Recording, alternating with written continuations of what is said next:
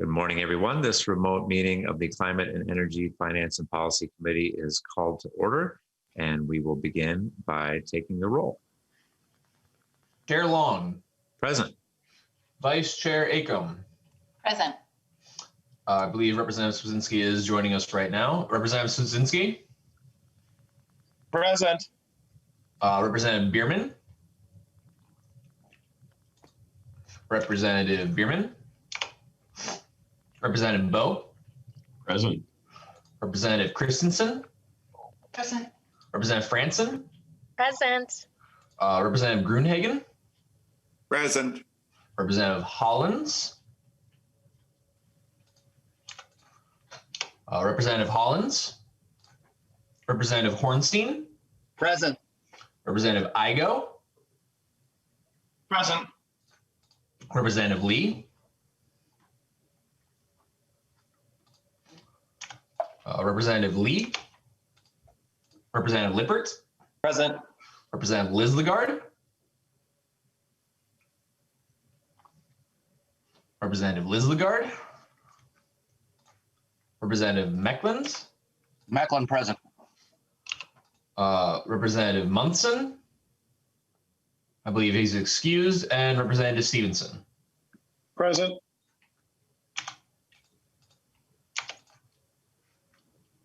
And I believe Representative Lee just joined us. So Representative Lee. Lee present.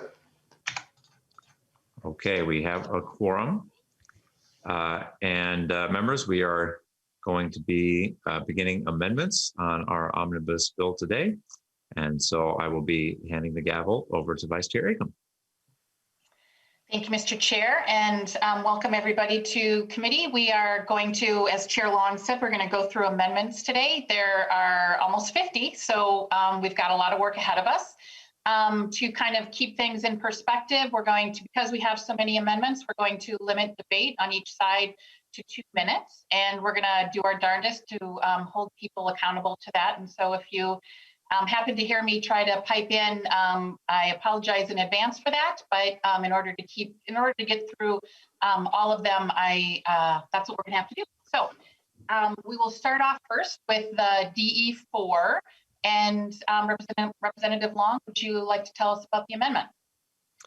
Yes, this is the amendment we discussed in the last 2 meetings. This is my author's amendment, or the delete all amendment, and so I will move the DE4 amendment. Any discussion to the amendment? Seeing none, all those in favor of the DE4, please say aye. Aye. Aye. Aye. Aye. Opposed, say nay. Nay. The ayes have it, and the amendment is adopted. We next have the A46 author's amendment. Representative Long, would you like to tell us about the A46? I would. The A46 is my author's amendment to get the bill in the shape I would like, and it includes a number of technical changes. Also includes a bill that we left out inadvertently from Representative Waslewick. Any discussion about the A46? Seeing none, all those in favor of adopting the A46, please say aye. Aye. Aye. Opposed, say nay. Nay. The amendment is adopted. And let's see, it looks like there is an oral amendment. Can Mr. I'll move. Thank you, Representative Long. If you don't mind, thank you, Chair Acom. So the Amendment 56 drew our attention to a mistake that had been made in the underlying bill, and so appreciate that catch. So the oral amendment is that for the section dealing with the district energy plant, there are 2 dates used, and if you look at line 168.2. Right now it says December 21st, but it should say December 31st. So we would like to strike 21 and insert 31 on line 168.2. And Mr. Eloff, is that sufficient? Yes, Madam Chair. Page 168, line 2, delete 21, insert 31. Great. All those in favor of the oral amendment, please say aye. Aye. Opposed, say nay. The amendment is adopted. Given the oral amendment that we just had, the next is A56 and asking if we can withdraw that since it has been fixed. Yes, Madam Chair. I withdraw the A56. Thank you so much. Well, we're moving right along. Next, we have the A14 representative. Oh, who's offering the A14? Madam Chair, I will be offering that, and I would move the A14 amendment. Thank you, Representative Bowe. Would you like to tell us about your amendment? Yes, please. This is one of two amendments that I have just to fine tune the verbiage in my House File 2234. And so first I want to say thank you to Chair Long for putting that language into the Omnibus Energy and Climate Bill. This just allows the creation and installation of software to be part of the package of installing the EV charging stations in county government centers. We want to make sure that the counties, when they own this, will be able to have participants who use it pay for the energy that is consumed rather than having the local taxpayers have to subsidize that. The way I see it, they would not open their pumps at the public works facility and let people fill their cars and trucks all day. So we don't want to provide another type of fuel here at no charge and have it be subsidized. But it would be charged at market rate. Great. Thank you, Representative Bowe. Representative Long, any discussion on the amendment? Thank you, Chair Acom. Thank you, Representative Bowe, for the amendment. I'm happy to accept it. I think it's a reasonable proposal. Great. Thank you. All those in favor of the A14, please say aye. Aye. Opposed, say nay. The amendment is adopted. Next, we have the A42. So Representative Bowe, I think you're up again. Yes, like to thank tell you, us Madam about- Chair. Would you like I would like your to move the amendment? A42, and I'll tell you a little bit about it real quick. Thank you. I'm going to try to keep moving fast to keep us on schedule here too. So this just specifies, and it kind of came about, this was the intent all along, is to have it installed in a public portion of the parking facilities. But through questioning from Representative or Minority Leader Swedzinski, I realized that we didn't actually put that language in there. So this just specifies that the charging station must be placed in a public portion of that parking lot or parking facility. The county can use it on evenings and weekends to charge their EV fleets, which we hope might expand when they have that kind of charging infrastructure available. But the goal during the day is to have it be available in a public section for residents to use. Representative Long, any discussion about the amendment? I thank you, Chair Acom. Thank you, Representative Bowe. I support this amendment as well. I also think this is a good idea and fits with the intent that I understood your bill to have. Great. All those in favor of was that the A42? That was say aye. the A42, yes. Yeah, thank you. All those in favor of the A42, please say aye. Aye.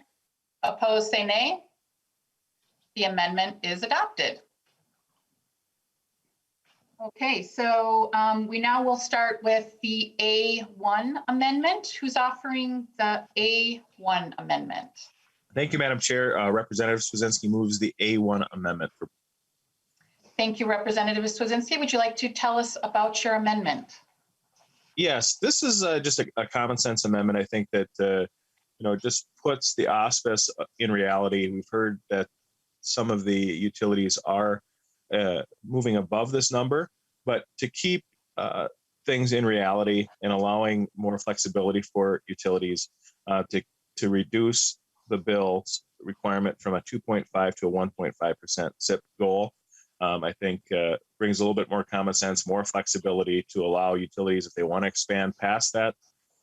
If it works, that's fine, but it also keeps a lid on the possibility of pushing a lot more mandates on our local utilities, and I'd appreciate your support. Representative Long, any discussion about the amendment? Thank you, Madam Chair. I oppose the amendment. This is part of a broadly negotiated and extremely broadly supported bill, and the eco bill. And I think that we need to keep the agreement intact. And so I oppose the amendment. All those in favor of the A1 amendment, say aye.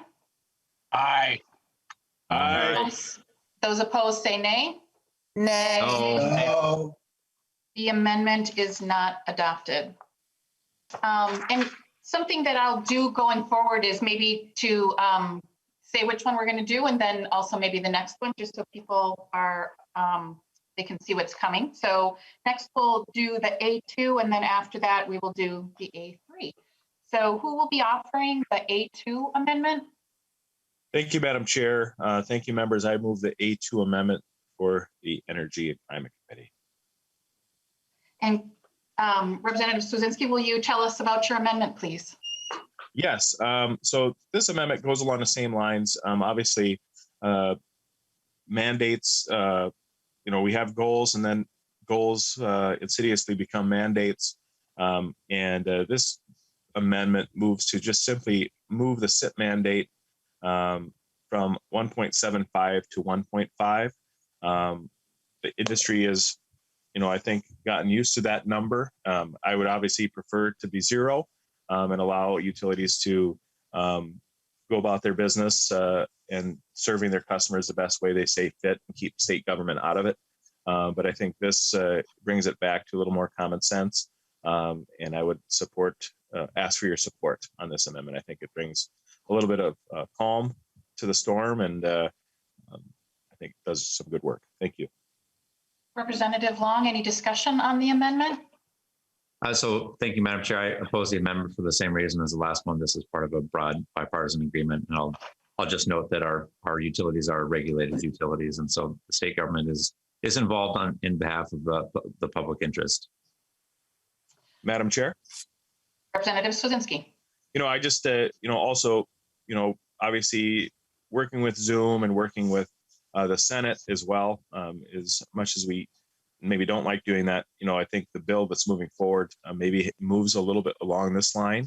I think if we can, get this bill and the potential bill that's coming next Monday to fit the Senate version, I think is a good improvement. And I think it has a better chance of moving through the process. Any final comments on the amendment, Representative Long? No. No. All those in favor of the amendment, say aye. Aye. Aye. Aye. All those opposed, say nay. Nay. No. The amendment is not approved.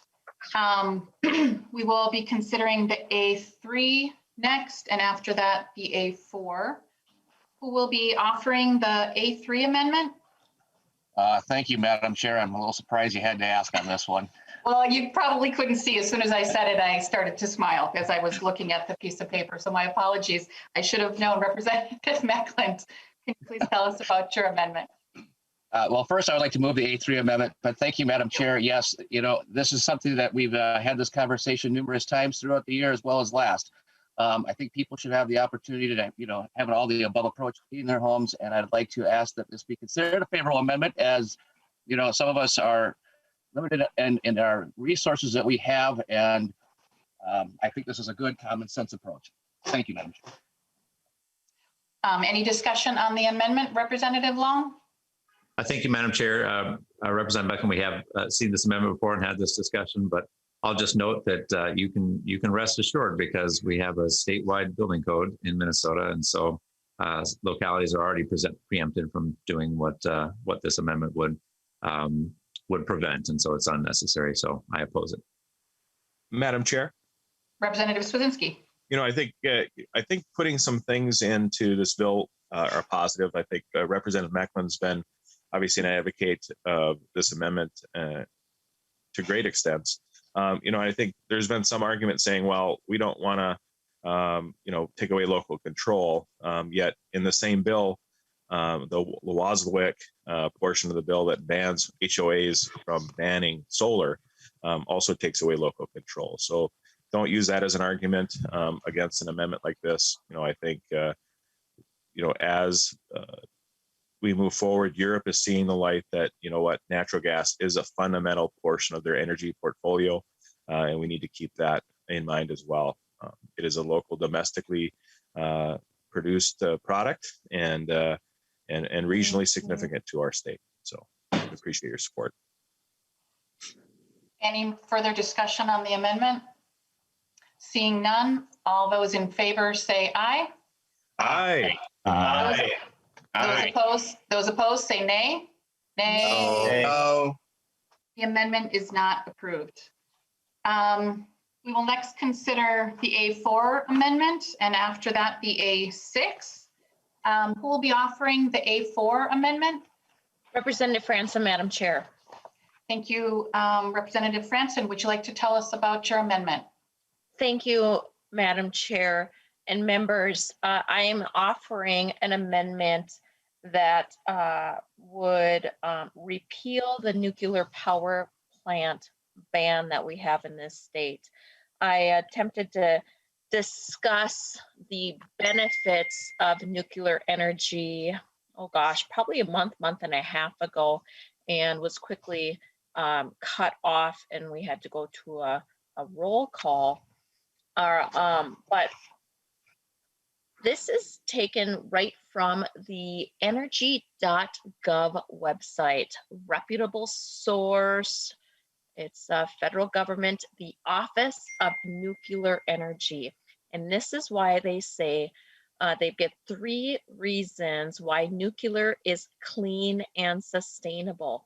First off, nuclear energy protects air quality. I think that's important. Nuclear energy's land footprint is small. This committee seems to be focused on a small footprint.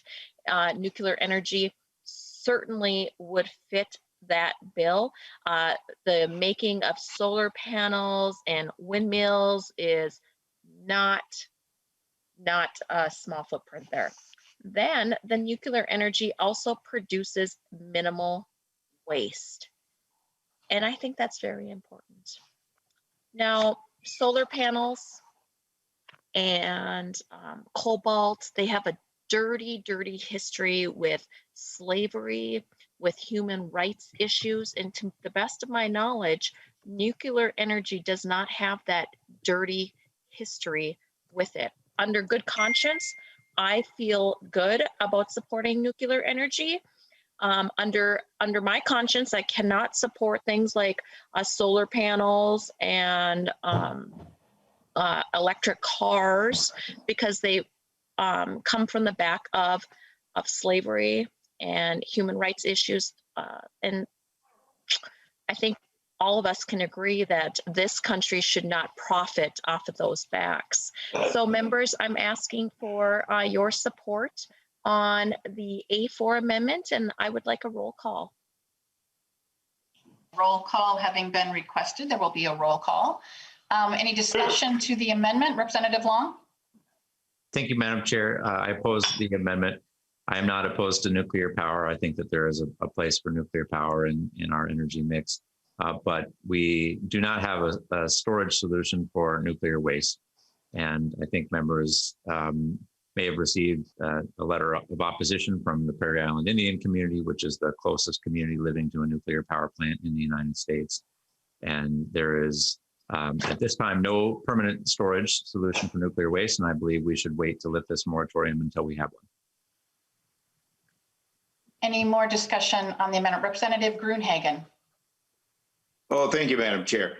Yeah, I would just speak in support of Representative Franson's repeal of the nuclear power plant or ban. You know, I said in a previous meeting here that technology has advanced as far as the nuclear waste is concerned.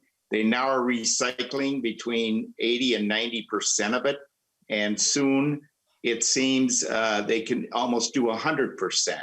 So the problem with nuclear waste is getting solved. Other countries in the world are utilizing this. We do have, according to the information I have, an archaic law on the books signed by Jimmy Carter that prevents us from recycling nuclear waste. We need to address that And I think by putting this repeal in, it sends the right message in terms of clean energy, baseload energy, and reliable energy.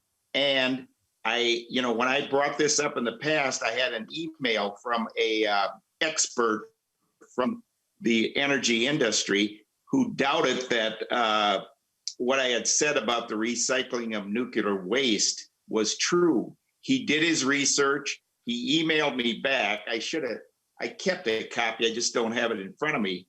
But he basically said, I am surprised that you are right, Representative Gruenhagen, that they can be reprocessed and recycled. And we don't need to carry this large deficit of nuclear waste that can last for thousands of years. So we really need to go down this path. The rest of the world already is, and we're behind the ball on that. And it provides base load electricity. So members, I strongly urge a yes vote on Representative Franson's amendment. Thank you, Madam Chair. Representative Bowe. Thank you, Madam Chair. The impression I have is that it's the ban on breeder technology that was instituted back in probably the 70s. And I think it was President Carter. But if we were allowed to use breeder technology like they do in Europe, that does take that waste and recycle it and create new energy from it. But I think there was some concern about safety with terrorists getting their hand on it. And that's what caused that ban back then. But I, for one, would like to revisit that at some point in time. Thank you. Thank you, Representative Bowe. And Representative Swedzinski, I would ask that you try to be concise, please. Thank you.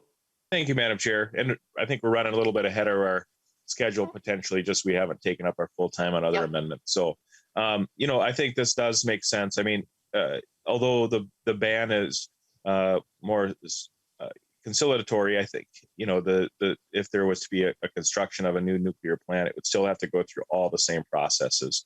It still would have to come up with a resource plan. It would still have to come up with a certificate of need. So it's not like we're just eliminating the certificate of need for energy with nuclear plants. It's just that we could potentially take a look at that option for a utility if that's what they so need. So this isn't just a support saying, hey, we're going to build one tomorrow. This amendment just says, hey, we could actually look at it, because the timeline for construction of one of these is decades. And, we don't necessarily know what the future looks like or what the holds and the needs, but we should untie the hands for future generations. And seeing no further discussion, as a reminder, the author of the bill recommends a no vote and the chair votes no. Chair Long. No. We have Vice Chair Acom as a no. Minority Leader Swedzinski. You bet. Representative Bierman. No. Representative Bowe. Yes. Representative Christensen. No. Representative Franson. Yes. Representative Gruenhagen. Yes. Representative Hollins. No. Representative Hornstein. No. Representative Igo. Yes. Representative Lee. Lee, no. Representative Liberts. No. Representative Lislegard. No. Representative Meckland. Yes. Representative Munson. He's excused. Representative Stevenson. No. Madam Chair. 1 second, let me just announce the vote. With 6 ayes and 10 nays, the amendment is not adopted. Representative Swedzinski. Thank you, Madam Chair. Just noticed, I appreciate the heads up that you're giving us on amendments as they're coming forward. I think you potentially made a mistake. We have the A5 amendment. Representative Igo has the PUC examining sourcing of iron, copper, and nickel. And, just from a timeline perspective, it'd be a lot easier if we could just go in order. Obviously, it's a great amendment. We would ask for your support on the A5 amendment, IGO amendment that supports mining and copper and nickel mining. So I don't know if you'd reconsider the timing, or maybe that was just an oversight on your behalf. I promise we'll get to it. We are next going to consider the A6, and after that, we're going to do the A7 amendment. Who will be offering the A6 amendment? That will be me. I'd like to move the A6, please. Thank you, Representative Bo. Would you like to tell us about your amendment? Absolutely. So this portion of the bill does have several parameters which I think are very important, but this amendment just makes sure that the priority out of the 9+ parameters contains affordability and reliability for the grid. So we want to make sure that ratepayers are not being asked to bear a larger burden, and also making sure that grid reliability remains at the top of our list for concerns. Thank you. Any discussion on the amendment, Representative Long? Thank you, Madam Chair. I oppose the amendment. The other factors that are must be considered are ones like technical feasibility or transmission constraints, and those factors are very important as well. So I don't know why we would raise some factors over others, and I oppose the amendment. Seeing no further discussion on the amendment, all those in favor say aye. Aye. Aye. All those opposed say nay. Nay. Oh. The amendment is not adopted. Next, we have the A7, and following that, we will do the A8. Who will be offering the A7 amendment?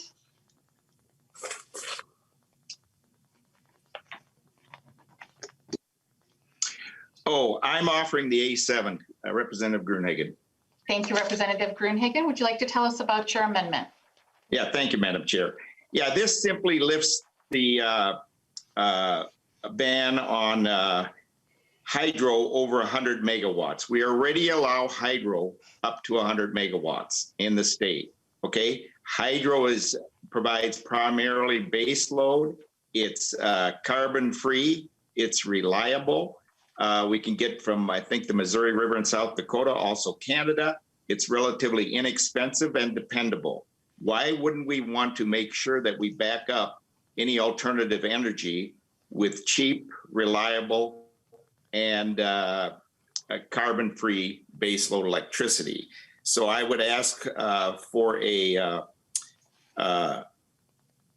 roll call on this amendment, and I would strongly urge acceptance of it. A roll call being requested. We will have a roll call. Is there any discussion on the amendment? Representative Long. Thank you, Chair Agam. I oppose the amendment. This is current law to have that exists under our current renewable energy standard, and it's 100 megawatts is still a very large hydro project, and it's designed, I think, to keep out some of the largest hydro projects, which there have been concerns about in terms of their impact on the environment. I'll note that our carbon-free standard allows any carbon-free energy source to qualify, including all hydropower. So I would oppose the amendment. Seeing Representative Gruenhagen, go ahead. Oh, thank you. Thank you for that response, Chair Long, but I just think you're completely wrong on this. We need to back up. Remember the testimony we had that if we have a polar vortex from industry experts, they said if we go completely alternative, the polar vortex in 2019 lasted for 48 hours.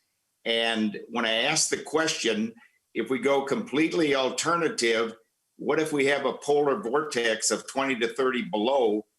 Where are we going to get backup energy? And they said, well, we would tap into alternative energy from neighboring states. So I said, well, how long will that last? And I don't know if you remember, he said that would last about 4 hours, Chair Long. So that means we'd have 44 hours without baseload electricity and rolling blackouts. That's what we're talking about. We've got to utilize some baseload, carbon-free, clean energy. And this takes us in that direction so we can tap into it. I mean, it's penny wise and pound foolish to not provide some baseload electricity that's clean, reliable, and easily within the and inexpensive and easily within the reach of the state of Minnesota. So members, I would strongly urge you think this through and you vote yes on this amendment. Thank you, Madam Chair. Seeing no further discussion, the clerk will take the roll and the chair votes no. Representative Long. No. Minority Leader Swedzinski. Minority Lead Swazinski. Representative Bierman. No. Representative Bowe. Aye. Representative Christensen. No. Representative Franson. Franson, yes. Representative Grunhagen. Yes. Representative Hollins. No. Representative Hornstein. No. Representative Igo. Yes. Representative Lee. Lee, no. Representative Lippertz. No. Representative Lislegard. Lislegard, yes. Representative Meckland. Meckland, yes. Representative Munson's excused. Representative Stevenson. Representative Stevenson.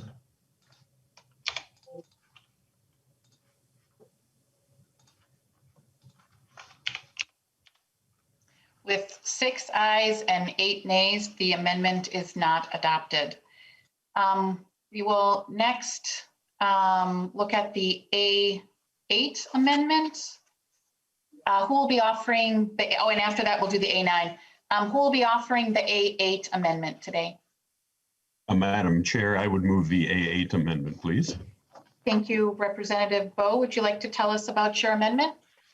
Absolutely. The A8 is really just, once again, taking a look at priorities and making sure that one of the priorities is the stability of our regional and local grid, because that can be problematic. Ask the folks in Texas. So we want to make sure that grid stays reliable. Thank you.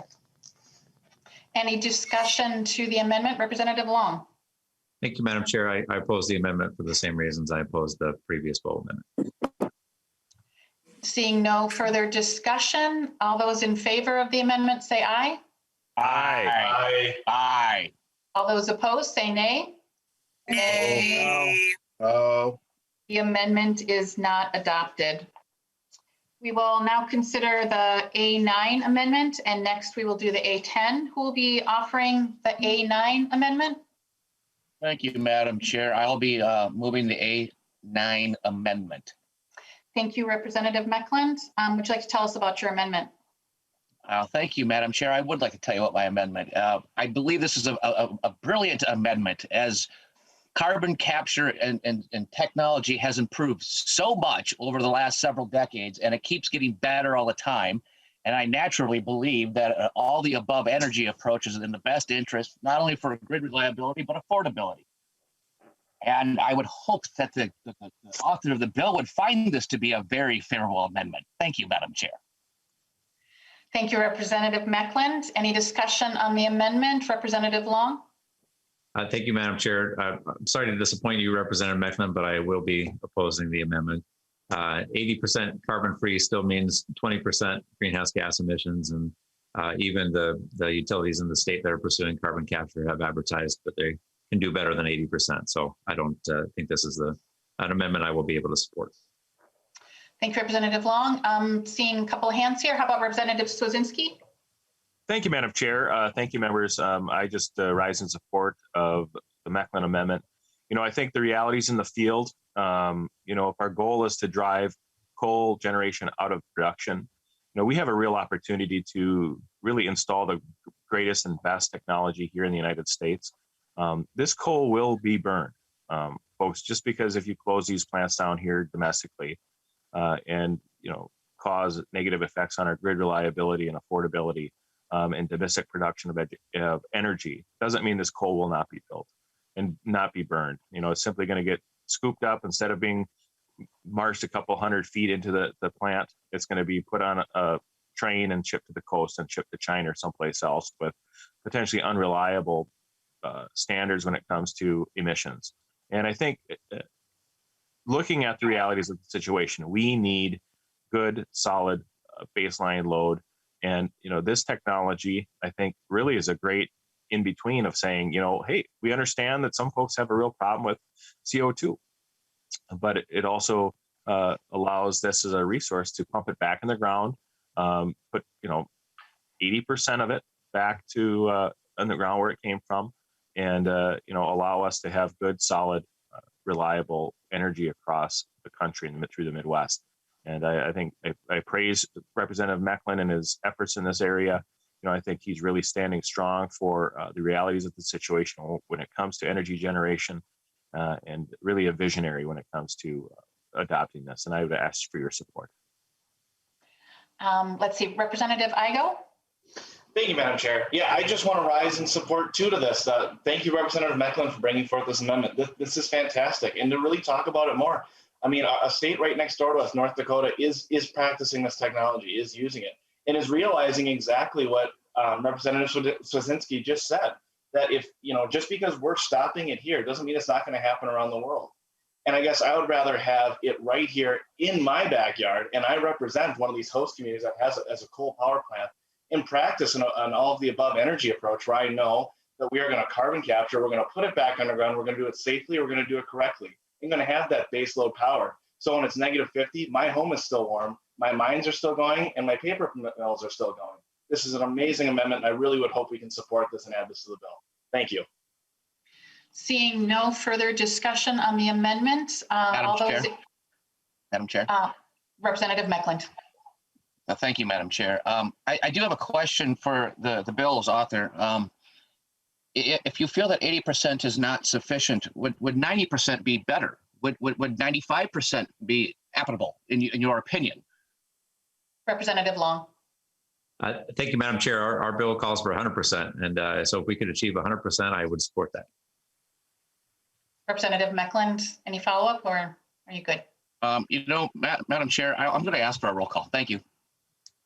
A roll call being requested. We'll take a roll call. The chair votes no. Representative Long. No. Minority Leader Swazinski. Yes. Representative Bierman. No. Representative Bowe. Aye. Representative Christensen. No. Representative Franson. Yes. Representative Grunhagen. Yes. Representative Hollins. No. Representative Hornstein. No. Representative Igo. Yes. Representative Lee. Lee, no. Representative Liberts. No. Representative Lislegard. No. Representative Mecklen. Yes. Representative Munson's excused. Representative Stevenson. No. There being 6 ayes and 10 nays, the amendment is not adopted. We will next consider the A10 amendment, and after that, we will do the A15. Who will be offering the A10 today? Thank you, Madam Chair. I'll be moving the A10 amendment. Thank you, Representative Mecklen. Would you like to tell us about your amendment? Yes, I would be very honored to tell you what my amendment, Madam Chair. This amendment is really, really simple. Back in 2017, the legislature put it into law to have a gas plant built in my lovely town of Becker, Minnesota. And what this bill, or this amendment rather, would be to protect and allow that to continue to go forward and exempt this power plant from this current language that is in this bill. And I naturally would be assured that the author of the bill would love this amendment, as we love our base load power to keep our lights on, especially during a polar vortex. Thank you, Madam Chair. Thank you, Representative Mecklen. Any discussion on the amendment? Representative Long? Well, I'm sorry, Representative Mecklen, we're not seeing eye to eye on very much today, but unfortunately I have to oppose the amendment. I think it starts a slippery slope to exempt individual power plants from our overall planning process, including the renewable energy preference. Representative Swazinski. Thank you, Madam Chair. Members, I too support the Mecklen amendment. I think this latest polar vortex that we saw, there are a lot of folks that would have liked to hug a tree to stay warm during it, but we were very thankful that we were able to hug the Sherco power plant in Becker to stay warm. And I think if this bill moves forward and does kill those jobs and eliminate that baseload energy, whether it be coal or natural gas, it will be a detriment, not just to the city of Becker, not to Shane Mecklen's district, but to all Minnesotans. And whether you live in the Twin Cities, whether you live in a suburb or wherever. And I think we would do well. Representative Stevenson. Just your periodic reminder that the Texas energy crisis was caused not by an over-reliance on green energy, but by deregulation. As much as Representative Swazinski makes jokes about hugging trees, hugging coal is no other secret to keep yourself warm. Much more coal and gas and nuclear went offline in Texas than wind. And up here in Minnesota during that polar vortex, wind production actually surged and provide more energy than it normally does on the MISO grid. Wind is the new baseload. You don't have to take my word for it. That's what the CEO of Great River Energy says. And Representative Swazinski, you still have your hand up. I don't know if that's from before or if you have another comment. No, ma'am, I'm done. Thank you. Thank you. Seeing no further discussion on the amendment, all those in favor say aye. Aye. All those opposed say nay. Nay. No. Amendment is not adopted. We will next consider the A15 amendment, and after that, the A16. Who will be offering the A15 amendment today? Representative Franson. Thank you, Representative Franson. Would you please tell us about your amendment? Yes, thank you. So the A15 would insert language that reads, the power purchase agreement must be executed by a not-for-profit entity. The entity must certify to the commission that no for-profit entity will benefit from the power purchase agreement. Members, I'm very concerned that we are using taxpayer dollars to enrich for-profit companies. I feel like it's a big grift, and the taxpayers are those that are being fleeced here. So I'm asking you all to accept the A15 amendment. Thank you. Thank you, Representative Franson. Any discussion to the amendment, Representative Long? Thank you, Madam Chair. I oppose the amendment. Last time I checked, Xcel Energy was a for-profit as well. And this deal would be saving money for Minnesota tax ratepayers with the price that has been negotiated, while continuing to provide an important service with regard to our tree waste dealing with emerald ash borer. So I oppose the amendment. Madam Chair. Representative Franson. Thank you, Madam Chair. And to Representative Long's comment, even at the negotiated price of $98, that energy, I believe, is still too expensive, and we should not be adopting this. Representative Long, do you have any comment? Madam Chair, I think we had a good hearing on this bill prior, and we know that this is a short-term bridge to try to deal with the emerald ash borer problem. We don't have another path forward there, but we do, I think, as a part of this negotiated agreement, know that District Energy will be looking towards other options in the future, like electrification, which I think will be less expensive and better for the state as a whole. Seeing no further discussion on the amendment, all those in favor say aye. Aye. All those opposed say nay. No. No. The amendment is not adopted. We will next consider the A16 amendment, and after that will be the A17. Who will be offering the A16 today? Madam Chair, I would like to move the A16, please. Thank you, Representative Bowe. Can you please tell us about your amendment? Absolutely.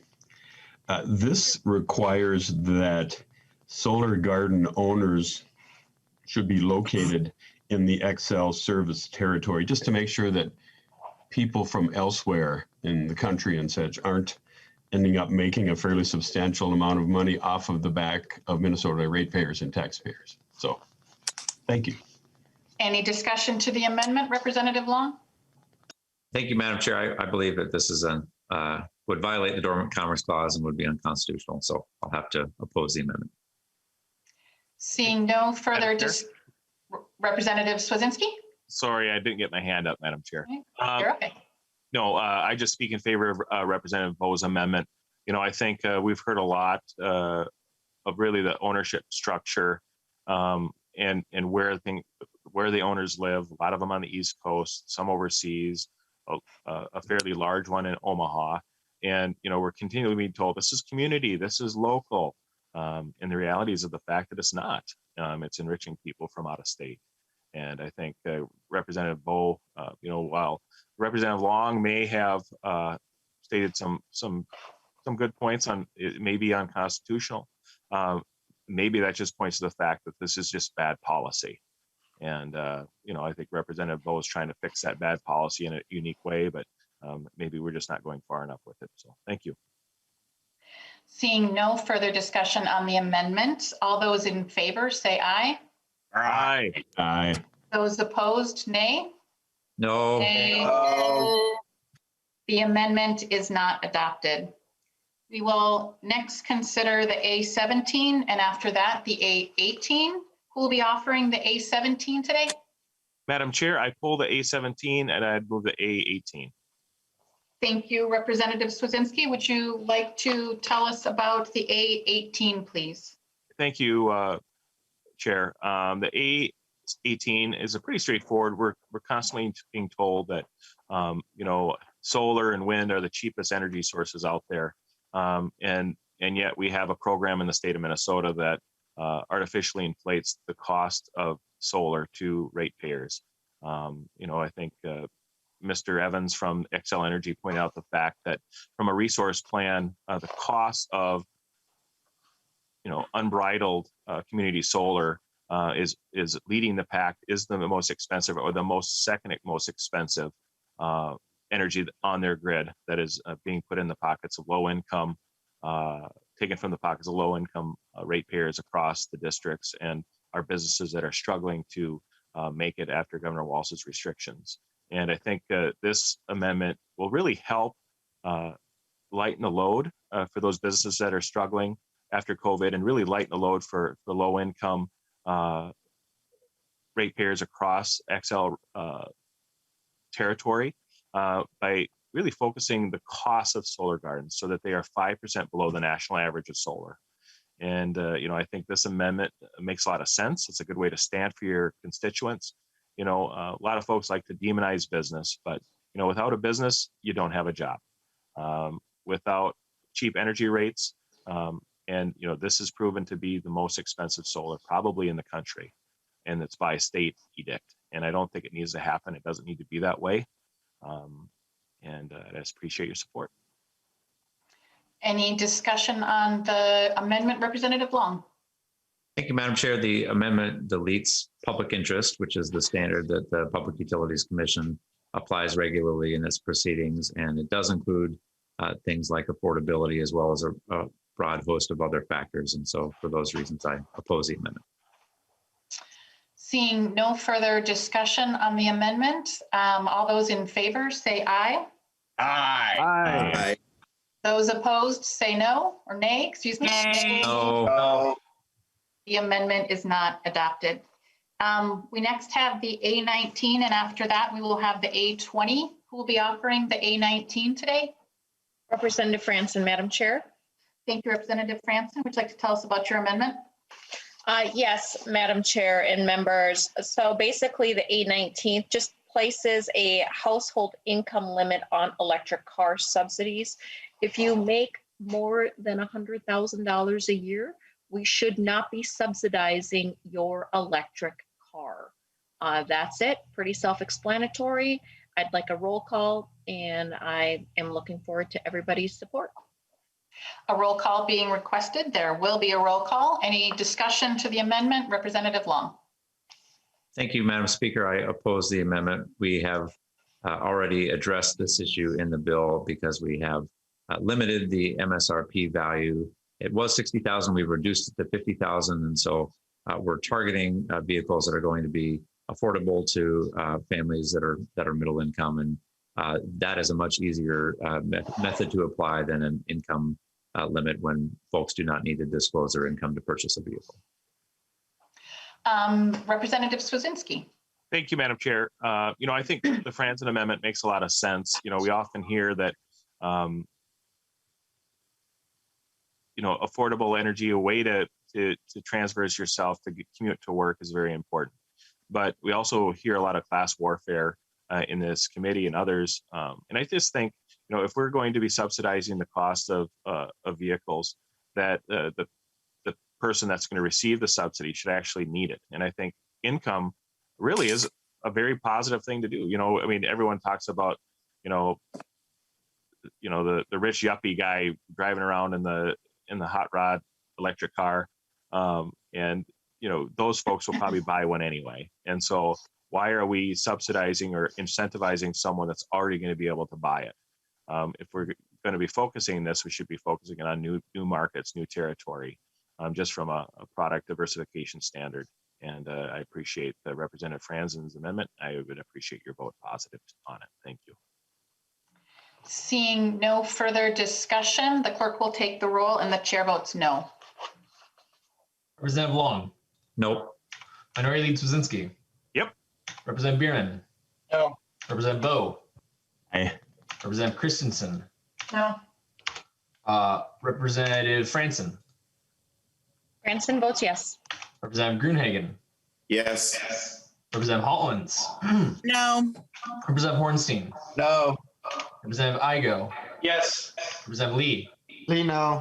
Representative Lippertz. No. Representative Lidslegard. No. Representative Meckland. Yes. Munson excused. Representative Stevenson. No. Could I get a clarification? My apologies. Representative Bowe, could you repeat your vote? I think I might have misheard. I just want to make sure I got it right. Thank you for checking. Bowe votes yes. Okay, thank you.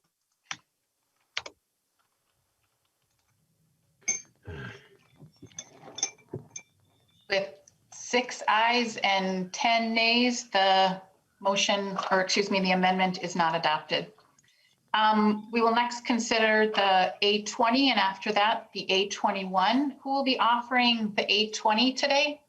Thank you, Madam Chair. This is Representative Swedzinski. I move the A20 amendment before the committee.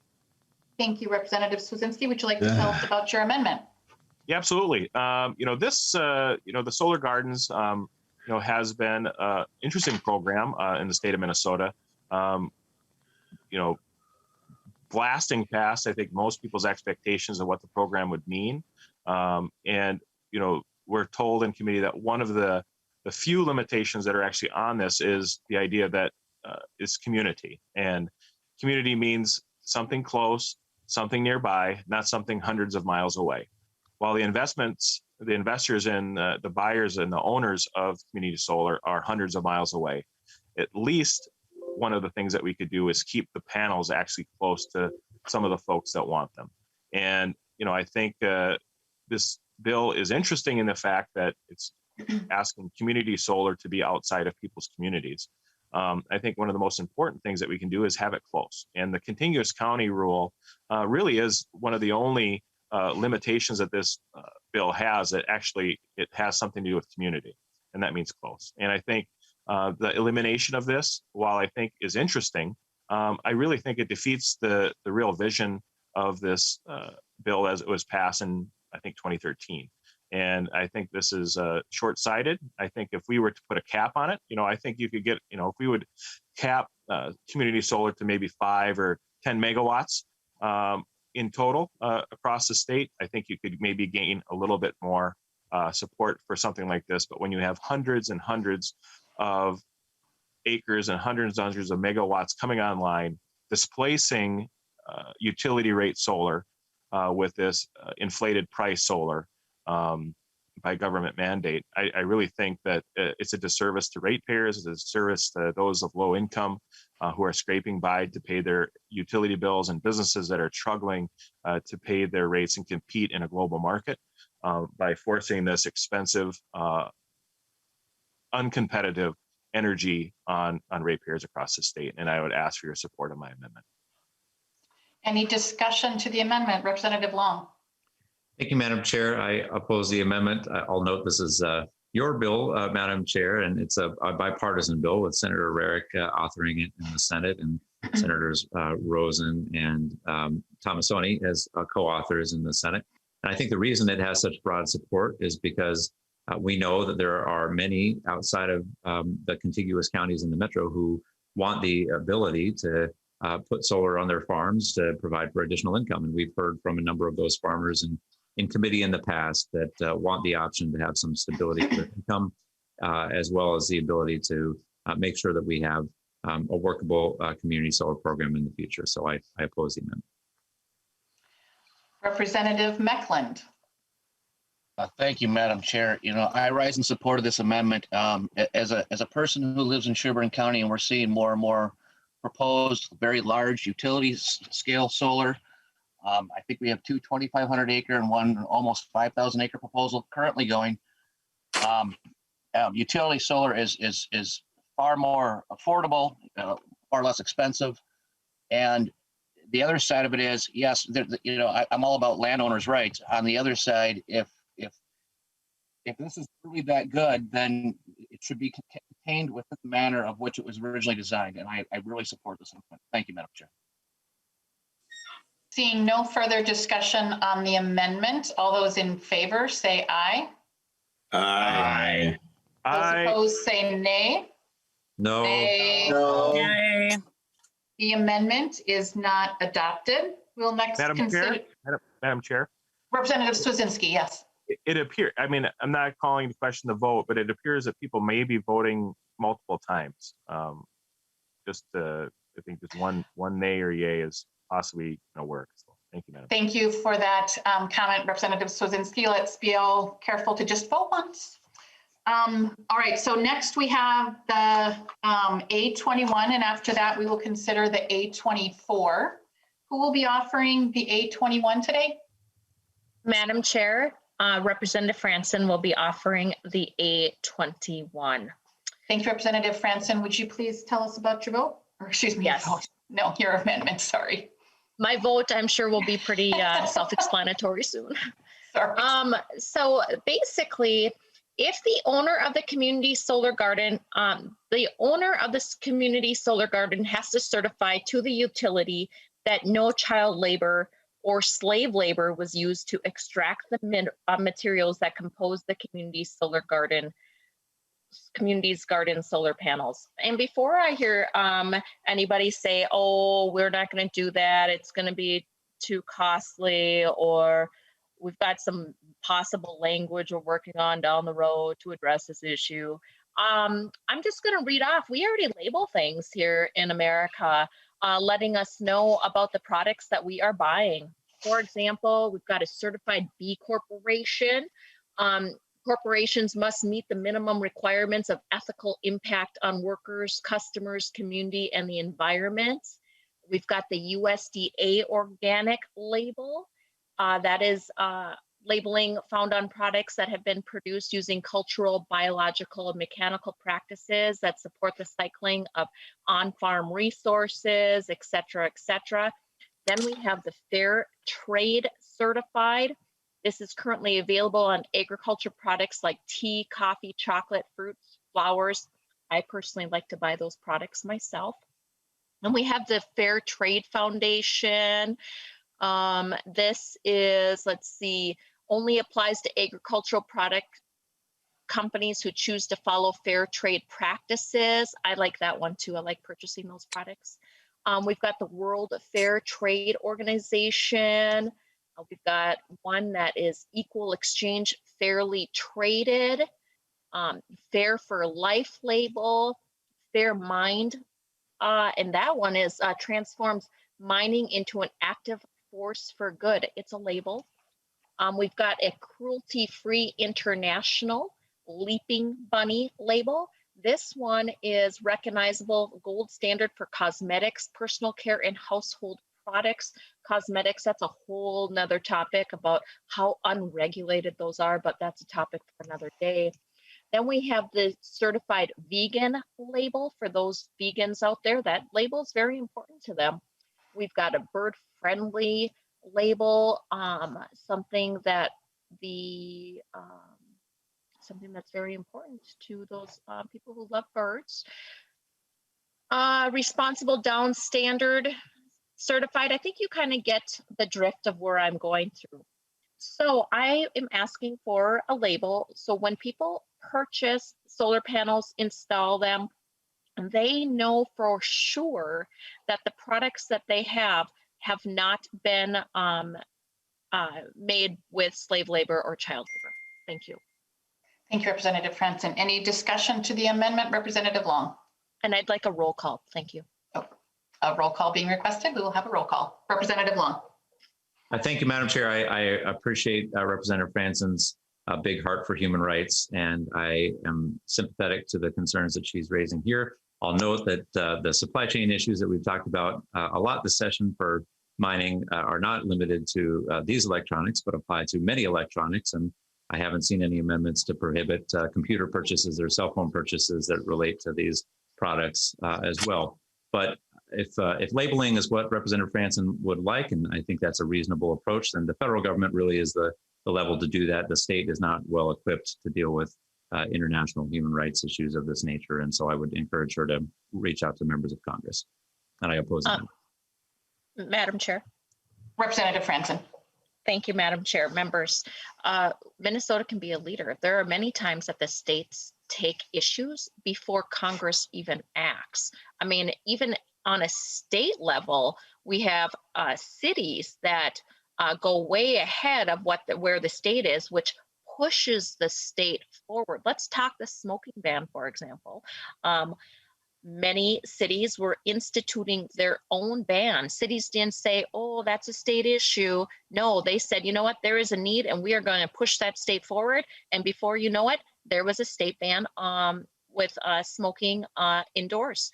And so, Madam Chair and Representative Long, we can push the federal government forward. We can say, hey, we recognize this is an issue.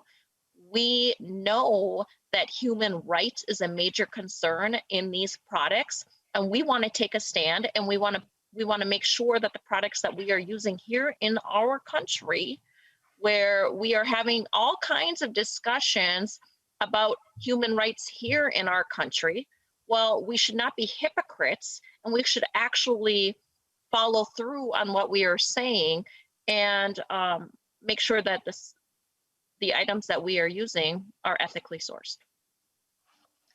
Let's see, there's a couple of hands up. I think Representative Igo was first. Representative Igo. Thank you, Madam Chair, and thank you, Chair Long. You raised my point when you talked about supply chain shortages. I know a great way to fix that right now. We start utilizing the critical minerals we have right here in Minnesota, and we don't have to have these problems. Thank you, Representative Franson, for this amendment, because this is so important. If we want to be leaders and talk about having windmills and talking about having solar panels and all of this technology, we need to do it morally correctly. And that starts with making sure we source all of these materials properly. Because you know what? If we're having a 5-year-old in the Congo or a 7-year-old in Madagascar get us these materials, and then they're coming across the ocean on these gigantic ocean liners, dumping millions of pounds of CO2 into our atmosphere, what are we really doing? We're pushing the problem out of our backyards and into someone else's backyard. We're not being leaders. That's not being a leader. A leader is doing what Representative Franson's doing, which is making sure we're going to set a precedent that if we're going to build solar panels, we're going to build windmills, we're going to do it without slave labor. We're going to do it right. We're going to do it right here in Minnesota. And that's what a lot of my legislation's been about this session. And I'm really hoping we can hear some of my amendments that talk about this. Thank you. Thank you, Representative Igo. Representative Swedzinski. Thank you, Madam Chair. I stand in favor of Franson. And I think Representative Long made an interesting point, saying, well, we don't make this point when it comes to cell phones. We don't make this point when it comes to computers. Well, we're not mandating, the state of Minnesota is not mandating people buy cell phones. They're not mandating people buying computers. Seeing no further discussion, the clerk will take the roll and the chair votes no. Representative Long. No. Minority Leader Swedzinski. Aye. Representative Bierman. No. Representative Bowe. Aye. Representative Christensen. No. Representative Franson. Yes. Representative Grunhagen. Yes. Representative Hollins. No. Representative Hornstein. No. Representative Igo. Yes. Representative Lee. Lee, no. Representative Lippert. No. Representative Lislegard. Lislegard, yes. Representative Mecklen. Mecklen for the kids, yes. Representative Munson is excused. Representative Stevenson. No. There being 7 ayes and 9 nays, the amendment is not adopted. We will next consider the A24 amendment, and after that, the A25. Who will be offering the A24 today? Representative Grunhagen. Thank you, Representative Grunhagen. Would you like to tell us about your amendment? Yes, thank you, Madam Chair. Yeah, this is simply an amendment that a report is required on the state's results, meeting the 5% reduction below national levels. This is similar to Representative Swedinski's bill that he offered. However, it applies to all energy in the state of Minnesota. And the reason this is important, I got contacted by a Minnesota representative of the energy industry, and he said Minnesota rates are going up 2.5 times faster than the national average. All right. Also, I received a letter from the Minnesota Chamber of Commerce, Minnesota Forest Industries, Minnesota Manufacturing Association, Metal Casters, Iron Mining Association. And I'll just share one thing that they say there. Minnesota's commercial, they oppose this bill. And they said Minnesota's commercial and industrial electric rates were once an attractive feature for companies looking to expand or relocate here, but now have the 13th most expensive rates in the country. Members, I'll read that again. We now have, according to these organizations, the 13th most expensive electricity rates in the country, and it's endangering some of these businesses, especially our forest and manufacturing. They go on to say this has real world implications for jobs everywhere from Magnolia to the Mountain Iron Range. There are no fewer than a dozen new cost recovery mechanisms included in this legislation, paid for through rate increases, in addition to numerous new mandates and embedded costs. Collectively, this will add tens of millions of dollars onto already high utility bills. Members, we definitely need to have this report back to us, as it was included in the statute that were to be 5% under the national average as far as electricity rates. So members, I urge a yes vote, and I would ask for a roll call. A roll call being requested. We will have a roll call. Any discussion to the amendment? Representative Long? Thank you, Chair Acom. I oppose the amendment. We've had this discussion about rates versus bills, but it doesn't quite seem to be sinking in yet. But bills is what matter. That's what the people actually pay. And Minnesota's bills have been increasing slower than the national average because we've had effective regulation at the state level and because we've made smart investments in affordable renewable energy. And as I pointed out in our last two meetings, our annual residential electric bills are the third lowest in the Midwest. So we are doing well when it comes to affordability in Minnesota. But for the direct topic of this amendment, I don't believe we need another report to tell us that. In fact, we do have the quadrennial energy review, which just came out last month and also includes reporting on Minnesota's rates. And so I don't think this amendment is necessary. Thank you, Madam Chair. Thank you, Representative Long. Next, we have Representative Meckland. Thank you, Madam Chair. I've heard Chair Long repeatedly talk about bills versus rates. As a guy in the trades, naturally, I want to keep my money.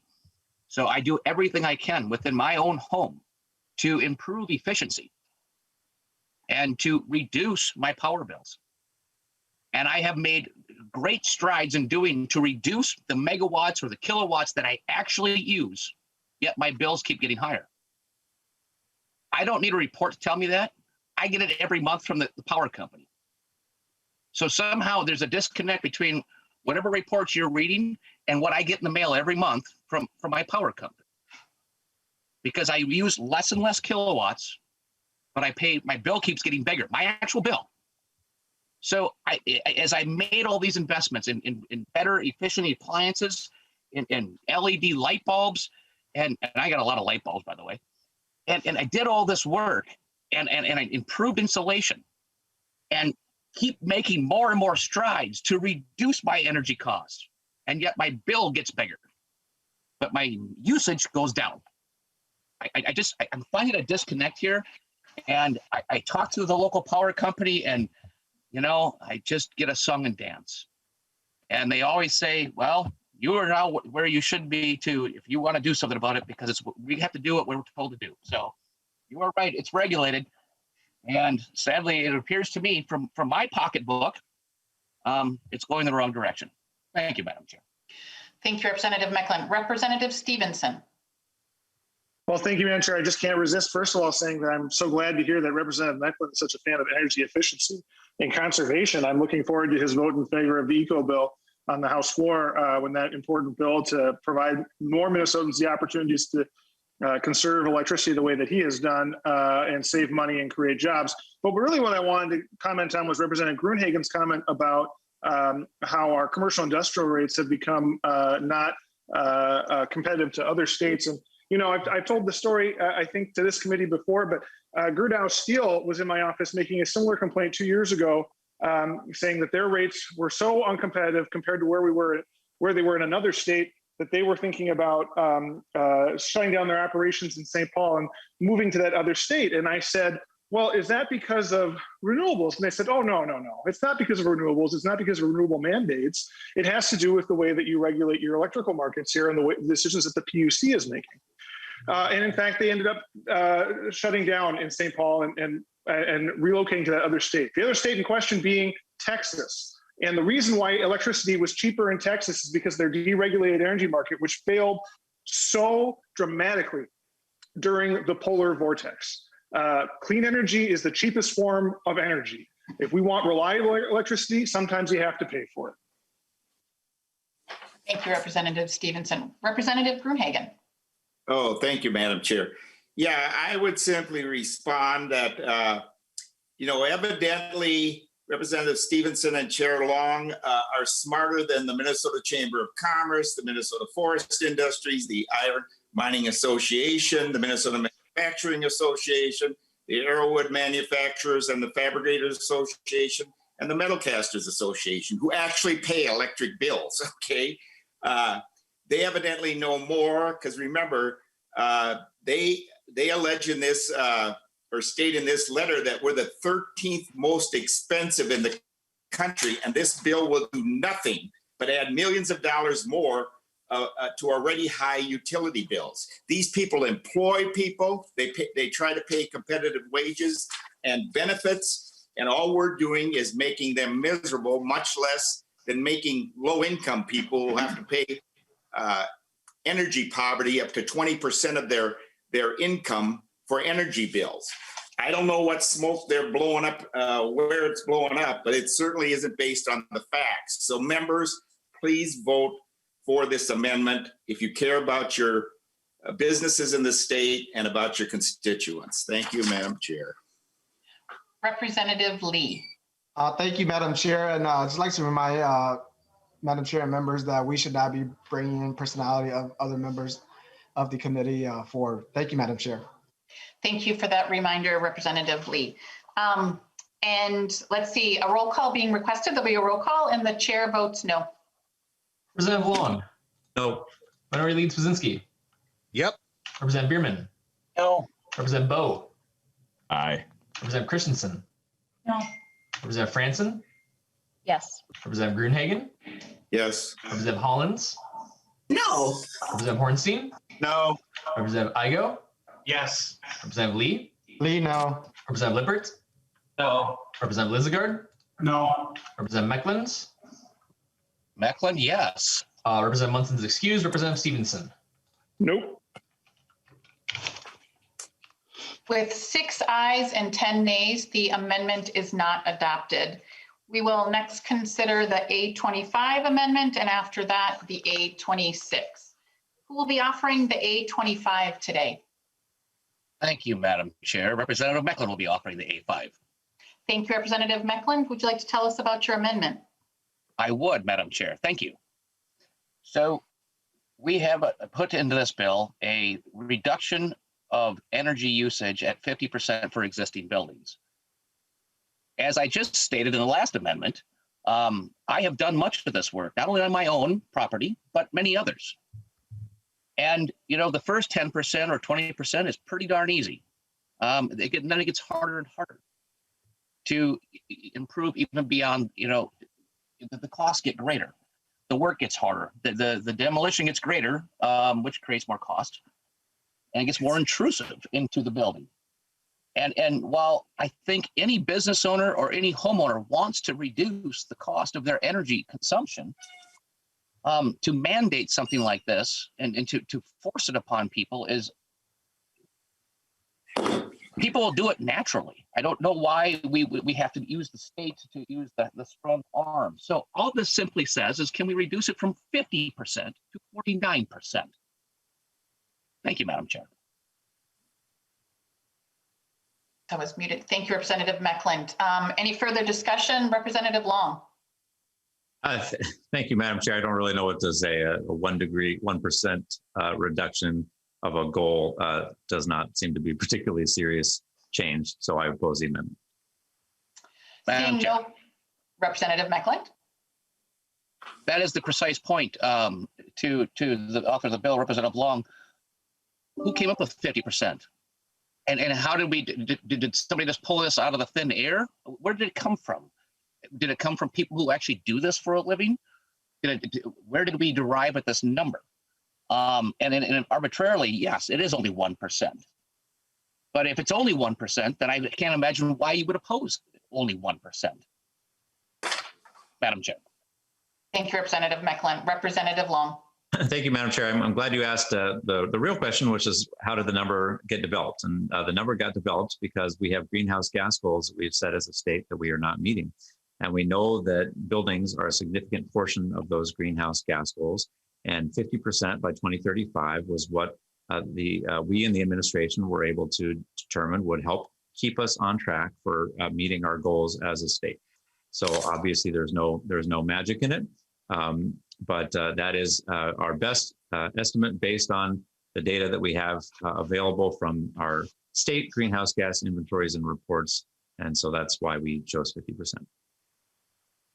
Thank you, Representative Long. Seeing no further discussion on the amendment, all those in favor say aye. Aye. Aye. Those opposed say nay. No. Nay. No. The amendment is not adopted. We will next consider the A26 amendment, and after that, the A28. Who will be offering the A26 today? Representative Swedzinski would be offering the A26 amendment. Thank you, Representative Swedzinski. Would you like to tell us about your amendment? Yeah, Madam Chair, obviously we heard a bill last week talking about state building programs and solar and energy efficiency and whatnot. And there's a continual use, either use the renewable fund or general fund. The state of Minnesota is going to be bringing in a heap load of federal printed money out of thin air. And those funds will be called the ARP Act funds. And whether or not you agree or disagree whether we should have printed the money, one thing we should agree on is that the legislature should make our minds up about this. And it was brought up yesterday in one of the committees talking about, the legislature needs to have a hand. The legislature needs to make a decision. We are here, we are legislators, we're elected. Governor Walz does not need to spend this money on his own. We're big boys and girls. Let's actually move a bill forward that puts a stamp of approval by legislators who represent people from a vast space across the state and use ARP dollars. And that's what this amendment does. And I'd appreciate your support. Thank you, Representative Swedzinski. I will say that it's the ruling of the chair that this amendment is out of order under Rule 4.03, paragraph F, because it spends money outside of our budget target and is not within our budget resolution. So I am sorry, but the amendment is out of order. Madam Chair. Madam Chair. Representative Swedzinski. Thank you, Madam Chair. I wish you would have found that differently. I do understand where you're coming from. But once again, I noticed that you probably accidentally skipped over Representative Igo when you announced the listing of his amendment.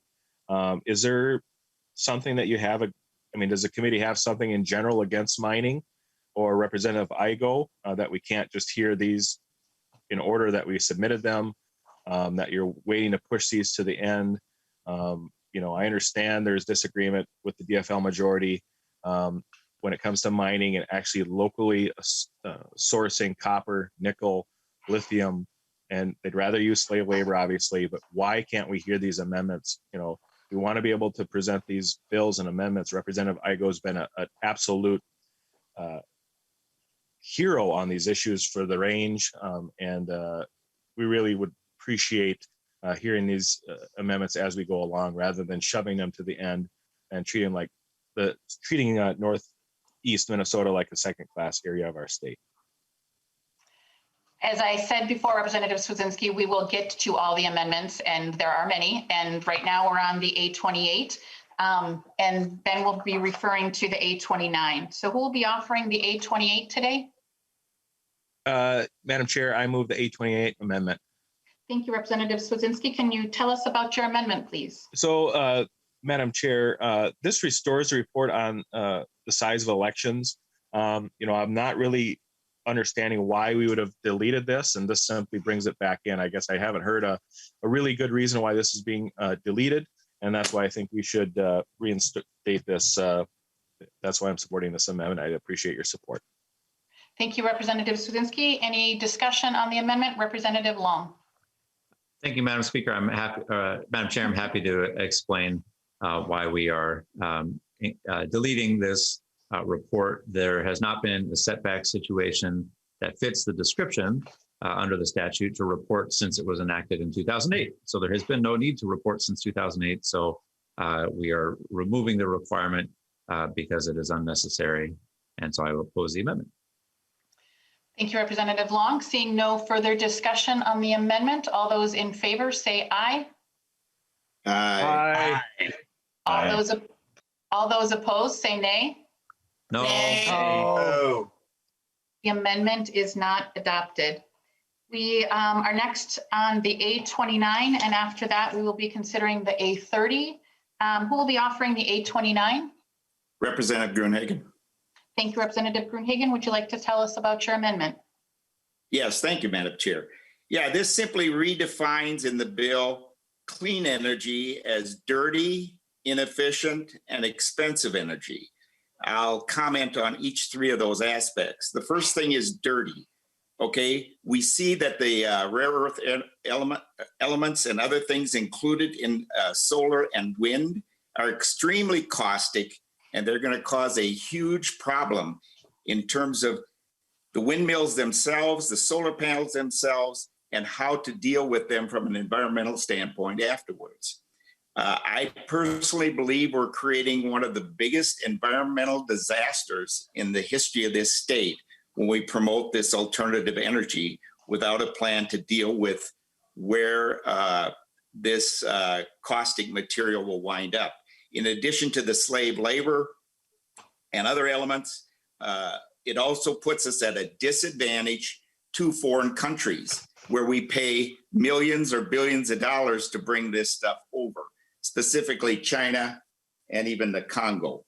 Secondly, in terms of inefficient, I did comment on that from the Minnesota Chamber, Forest Industries, and others, regardless of the denial, okay? Just like Obamacare, we were told all these things, great things, what they were going to do the health insurance market, and every one of them turned out to be a lie, which is personally why I'm starting to think legislators that promote bills should be liable for the results down the road, and we probably wouldn't pass a lot of this stuff. Anyway, according to their comments, the letter, and also other areas, and my own personal experience of my rates going through the roof since we promoted alternative energy, also talking to my local co-op. If this was such cheap energy, why do we need millions of dollars of subsidy for it and all these mandates? If it was truly competitive, the market would bring it forth itself. Instead, it's again, government trying to force this regardless of the consequences on our private sector. And unlike the private sector, they can't pass a law that people have to bail them out from the area when they can't meet their bills and expenses, okay? Now, government can pass boondoggles and then pass laws to increase taxes and confiscate from citizens the money they need to cover their boondoggles. Private businesses can't do that. And yet that's exactly what we're doing to these private businesses. We're putting millions of dollars of costs on them, and they're going to have to adjust their rates higher and also probably pay their employees less in terms of salary and also benefits. So, and finally, members, expensive. Okay, so it's inefficient. It doesn't provide baseload electricity, and I know people claim otherwise. It's expensive, and one of the reasons it's expensive too, again, an industry person contacted me and said, Xcel Energy is taking down some windmills after just 6 years. Now, I was told numerous times they're supposed to last 20 years. And yet 6 years later, we're having to take them down. And we see in Iowa, we see in Texas, and also California, the results of this. We have a disaster coming, and we don't want to name the energy of what it really is, this alternative energy. It's dirty, inefficient, and it's expensive. And regardless of denials, just like Obamacare, like I predicted on the House floor when that was passed, that we were going to be, that rates were going to skyrocket and deductibles were going to skyrocket. And I was ridiculed for it, but that's exactly what happened.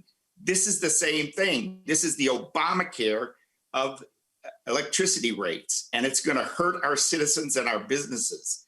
And I pray that people will come to their senses, especially on the other side of the aisle, and actually identify this energy for what it is. And Madam Chair, I want a roll call.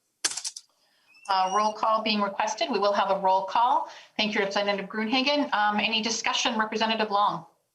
Thank you, Madam Chair. You know, if we were going to file nearly 50 amendments, I was hoping that the amendments would at least be serious. And this amendment is a total joke. We are at a place in our nation's history where we are seeing clean energy move forward, and it is moving forward whether the folks on the other side of the aisle want it to or not. And that is because it is more affordable than existing sources of energy. And I don't know how many times I have to say that, but the utilities are moving towards clean energy because it is cheaper. 15, 20 years ago, you might have been right, Representative Gruenhagen, it was more expensive, but right now it is cheaper. And that is why we are moving towards clean energy. And you talk about subsidies. Well, we have seen 4 to 5 times more subsidies for fossil fuel energy, and those subsidies are in the existing tax code, and they go from year to year. And so we don't have to extend those subsidies. Those are there for oil and coal year in and year out. And so if you would like to levelize the cost, I would be grateful to repeal all of the fossil fuel subsidies that we're seeing at the federal level. But if we're talking about which energy is clean and which energy is dirty, renewable sources don't need nuclear waste storage. They don't produce 10,000 years of nuclear waste. They don't cause asthma or premature death in our communities. We have seen, as I mentioned earlier, 2,000 cases of premature death in the Twin Cities every single year from polluting sources of energy. Renewable energy doesn't do that. Renewable energy doesn't spill oil. Renewable energy doesn't create toxic coal ash in our communities. There is no question which source of energy is the clean source of energy and which source of energy is the dirty source of energy. There is no question which source of energy is the affordable source of energy and which source of energy is more expensive. And that's why we are seeing utilities moving toward this direction. We are seeing our economy moving towards this direction, and it will be better for our state. And those who are supporting dirty fossil fuel energies are going to be left in the dust because we know that those are the energies of the past. Thank you, Madam Chair. Madam Chair. Yeah, thank you, Representative Long. Representative Franson, I just want to say we've got just a couple minutes, so please make quick comments if you can. Yes, I did have my hand up. Yeah. Madam Chair, Representative Long, members. So I really appreciate Representative Long's comment when he said we are in a place of our nation's history. And indeed, we are in a place of our nation's history. When we are talking about the human rights issues that we have had in this country in the past, and we are talking about them today on systematic racism, on equity, on equality, in every committee we are talking about that. But when we bring up issues related to green energy on the human rights issues, they are poo-pooed. Representative Glenn Gruenhagen is right. Green energy is dirty energy. It profits off the backs of children, of women, of people who are forced under inhumane conditions to make products so that this state in this country can move to some sort of green energy utopia. I am very rarely do I get upset, but I am extremely upset at that comment. We are in a place of our nation's history. My goodness. There is a video I just watched. No, Madam Chair, I just watched a video today of China's Uyghur camp detainees alleging systematic rape of the women that are being held in camps that make solar panels. Madam Chair and members of this committee, it is time that we take these issues seriously. This is not a joke.